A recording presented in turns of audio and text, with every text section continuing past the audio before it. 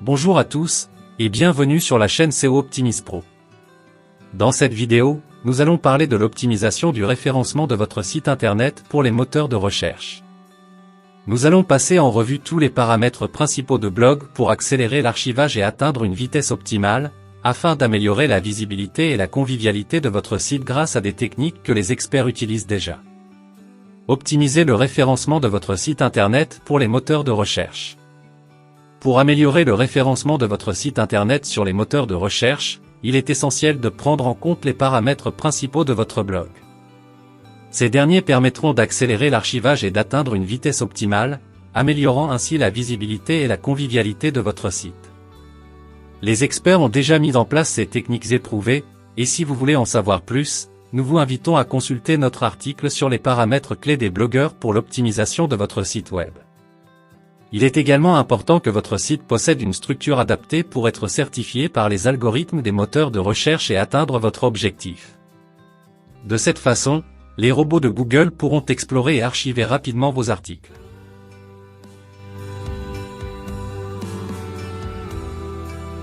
Premièrement, les paramètres de base de Blogueur. La première chose que nous faisons pour créer un blog Blogueur est de choisir un nom disponible pour le domaine payant ou gratuit. Le choix vous appartient, et la préférence va certainement au domaine et à l'hébergement payant. Le nom de votre blog. C'est la première étape que nous faisons lors de la création de notre blog Blogueur. Assurez-vous que le nom que vous avez choisi véhicule votre marque et soit simple à retenir pour les visiteurs du site. Là où la spécialisation de votre site est indiquée, par exemple, s'il parle de profit, votre nom de domaine devrait être profit.blogspot.com. Il en va de même pour les domaines achetés, si votre site web concerne le football, il portera un nom similaire à football.blogspot.com.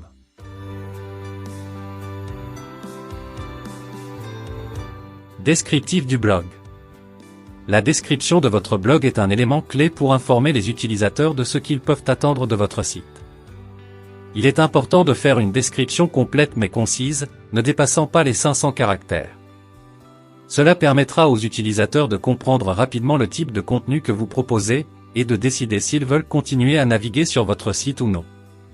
Il est également important de noter que la description de votre blog est un facteur important pour améliorer le référencement de votre site, car elle permet aux moteurs de recherche de comprendre le contenu de votre site et de le classer en conséquence. Il est donc crucial de prendre le temps de rédiger une description complète et de qualité pour votre blog. La langue du blog. La langue de votre blog est un aspect important de la personnalisation de votre site. Il est important de s'assurer que la langue utilisée dans votre blog correspond à celle de vos lecteurs. Pour changer la langue de votre blog, il vous suffit de vous rendre dans les paramètres de votre blog et de cliquer sur le nom de votre blog dans le coin supérieur droit de l'écran. Ensuite, sélectionnez Paramètres puis Langue. Vous pourrez alors choisir parmi les différentes options disponibles, le français étant l'une d'entre elles. Il est important de noter que cette étape est cruciale pour assurer une bonne expérience utilisateur, car cela permet aux utilisateurs de comprendre facilement le contenu de votre site.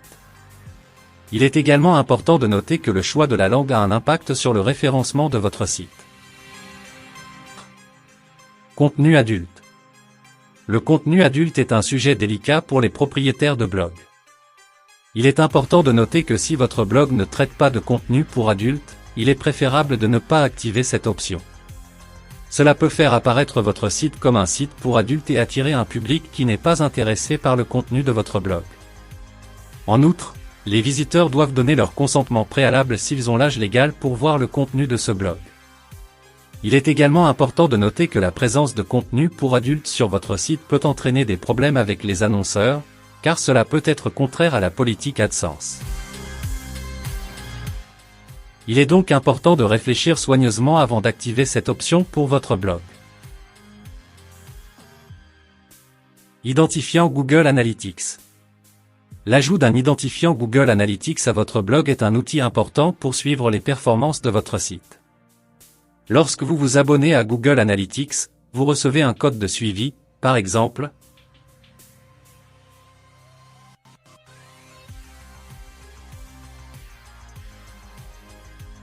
que vous devez ajouter à votre blog. Cela permet de suivre les interactions des visiteurs sur votre site, ainsi que les sources de trafic quotidiennes et hebdomadaires. Vous pouvez également voir les données de trafic provenant de différents sites de médias sociaux ou de recherche à partir des moteurs de recherche. Cela vous permet de comprendre comment les utilisateurs trouvent votre site et comment ils interagissent avec celui-ci, ce qui vous aide à prendre des décisions éclairées pour améliorer votre contenu et votre stratégie de marketing. En résumé, l'identifiant Google Analytics est un outil incontournable pour les propriétaires de blogs qui souhaitent suivre les performances de leur site et améliorer leur stratégie de marketing. Icône, favicon. La favicon est une icône qui représente votre blog et apparaît aux visiteurs dans les moteurs de recherche. Il s'agit d'une image alternative pour l'icône du blogueur. C'est un petit détail mais cela peut ajouter une touche professionnelle à votre site et aider les utilisateurs à se rappeler de votre blog. Pour modifier la favicon de votre blog, vous pouvez cliquer sur l'icône « Favicon » dans les paramètres de votre blog.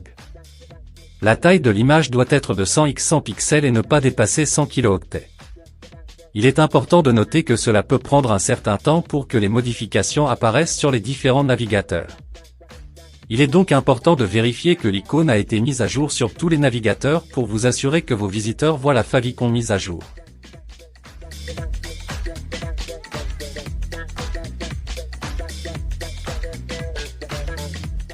Deuxièmement, configurer les paramètres de confidentialité. Visible par les moteurs de recherche. Le paramètre visible par les moteurs de recherche est crucial pour assurer que votre blog est bien référencé et facilement accessible aux utilisateurs. Il est important de permettre aux moteurs de recherche de trouver et d'accéder à votre blog. Pour ce faire, vous devez aller dans les paramètres de votre blog et activer cette option. Cela signifie que vous autorisez l'archivage de vos articles et que vous demandez aux moteurs de recherche, comme Google, de pouvoir explorer le contenu que vous publiez. En activant cette option, vous augmentez les chances que les utilisateurs trouvent facilement votre blog lorsqu'ils effectuent des recherches liées à votre contenu. C'est un élément crucial pour assurer une visibilité maximale de votre blog et attirer un public cible intéressé par votre contenu. Paramètres de publication de bloguer.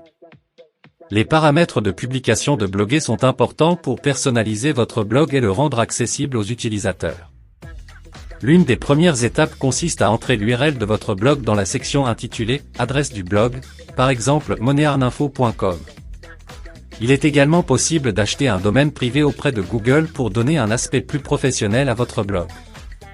Après l'acquisition d'un domaine premium, il est possible de modifier les paramètres du sous-domaine et de la redirection de domaine dans la section « Domaine privé ». Cela permet de personnaliser encore plus l'URL de votre blog et de le rendre plus facile à retenir pour les utilisateurs.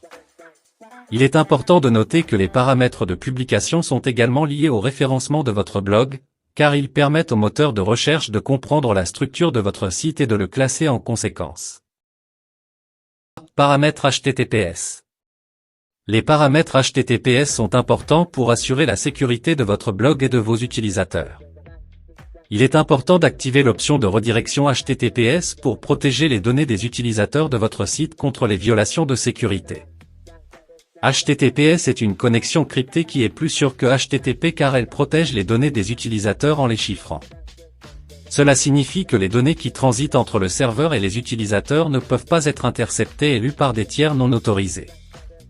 Il est important de noter que les moteurs de recherche donnent également une préférence aux sites qui utilisent HTTPS pour protéger les données des utilisateurs, ce qui peut également améliorer le référencement de votre blog. En résumé, l'activation des paramètres HTTPS est essentielle pour protéger les utilisateurs de votre site et améliorer la sécurité de votre blog. Troisième, paramètres des autorisations. Les paramètres des autorisations sont importants pour contrôler les auteurs et les éditeurs de votre blog. Cette section vous permet d'ajouter des personnes à votre blog pour écrire et éditer des articles. Cela peut être pratique pour gérer le contenu de votre blog, surtout si vous avez plusieurs contributeurs. Il est possible de diviser la répartition de l'autorité entre les auteurs en donnant une autorité restreinte exclusivement pour l'écriture et les superviseurs avec une autorité complète. Cela vous permet de contrôler qui peut publier et éditer des articles, ainsi que de gérer les autorisations pour les différentes fonctions, telles que la révision, la publication et la suppression. Cela vous donne un meilleur contrôle sur qui peut accéder à vos données et ce qu'ils peuvent faire avec elles. En résumé, les paramètres des autorisations sont importants pour gérer les contributeurs de votre blog et protéger les données de votre site. Nous pouvons diviser la répartition de l'autorité entre les auteurs avec une autorité restreinte exclusivement pour l'écriture et les superviseurs avec une autorité complète comme suit. Préparez les superviseurs et les auteurs du blog, où vous pouvez modifier ou supprimer des autorisations et obtenir une liste d'auteurs et de modérateurs. 2. Invitation d'auteurs en attente. Il affiche une liste des personnes auxquelles vous avez adressé une invitation à servir en tant que rédacteur mais qui ne l'ont pas encore fait. Après avoir accepté, vous devez recharger la page pour les voir apparaître dans le champ des auteurs et quitter ce champ. 3. Inviter d'autres auteurs. Il est conçu pour ajouter un email aux utilisateurs en tant que nouveaux auteurs, et en cliquant sur Envoyer, le propriétaire du courrier recevra votre invitation dans son courrier, l'invitant à l'accepter en tant qu'auteur sur votre blog. Lorsqu'il l'accepte, il peut rédiger des articles sur votre blog, et lorsque le nombre d'auteurs, de modérateurs et de lecteurs atteint 100 utilisateurs, vous pourrez par la suite le promouvoir en tant que modérateur à plein pouvoir. Voilà, nous avons passé en revue les principales stratégies d'optimisation du référencement de votre site internet pour les moteurs de recherche. En utilisant ces techniques, vous pourrez améliorer la visibilité et la convivialité de votre site, ce qui augmentera votre classement dans les moteurs de recherche. N'oubliez pas de consulter notre article pour une explication plus approfondie des paramètres clés des blogueurs pour l'optimisation de votre site web. Merci d'avoir regardé cette vidéo, et à la prochaine.